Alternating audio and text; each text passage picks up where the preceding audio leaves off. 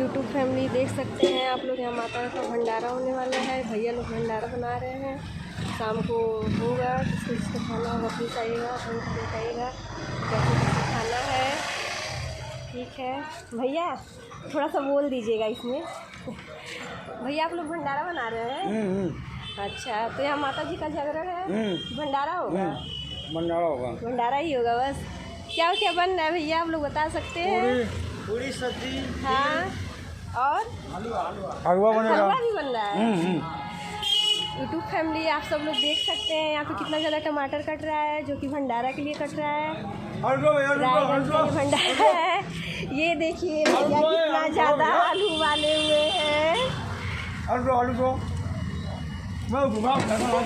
इसमें भी आलू है भैया। ये तो करीब 1000-1500 लोगों का बन रहा होगा, नहीं? 1200 लोगों का ये बन रहा है भंडारा। तो किसको किसको भंडारा पसंद है प्लीज़ कमेंट बॉक्स में बताइएगा।